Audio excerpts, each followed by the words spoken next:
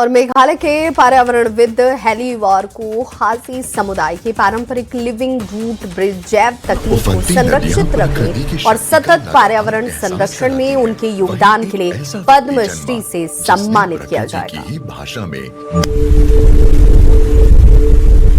जहां उफनती नदियां प्रकृति की शक्ति का लगातार एहसास कराती हैं, वहीं एक ऐसा व्यक्ति जन्मा जिसने प्रकृति की ही भाषा में धैर्यपूर्वक उत्तर दिया।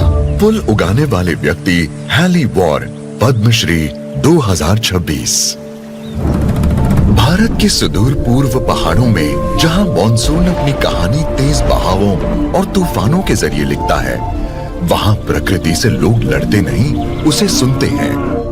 यही 1957 में मेघालय के सोहरा के पास सुदूर गांव सिएज में खासी पहाड़ियों के सरल लोगों के बीच हेली वॉर का जन्म हुआ। 10 वर्ष की उम्र में उन्होंने ऐसी परंपरा अपनाई जो आज की दुनिया में दुर्लभ है। धैर्य जिसे मिनटों और सालों में नहीं बल्कि पीढ़ियों में मापा जाता है।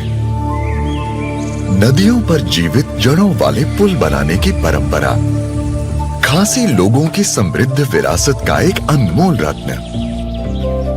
रबर फिग पेड़ फिकस इलास्टिका की हवाई जड़ों से बने ये पुल दशकों में तैयार होते हैं। वे मुड़ते, मजबूत होते और बढ़ते जाते हैं और जंगल का हिस्सा बन जाते हैं। ये मानव कौशल और प्रकृति की शक्ति का अद्भुत संगम है। मेरे दादाजी मुझे जंगल में ले जाते जहाँ जड़ पुल नहीं थे। लोगों को नदी पार करने के लिए कई मील पैदल चलना पड़ता था। हमारे खेतों तक जाने का यही एक रास्ता था। मेरे दादाजी ने मुझे सिखाया कि जीवित जड़ों के पुल कैसे बनाए जाते हैं। उन्होंने मुझे सिखाया कि जड़ों को चुनना और उनकी देखभाल कैसे करनी है। नदी के उस पार उन्हें सहारा देना सिखाया जब तक वे मजबूत न हो जाए। उन्होंने मुझसे कहा, ये पुल न केवल नदी पार करने में मदद करेंगे बल्कि ये हमारी पहचान का हिस्सा भी है। अपनी जिम्मेदारियों और काली मिर्च व सुपारी के बागानों के काम के बावजूद हेली वॉर पक्का करते हैं कि पुलों की देखभाल होती रहे।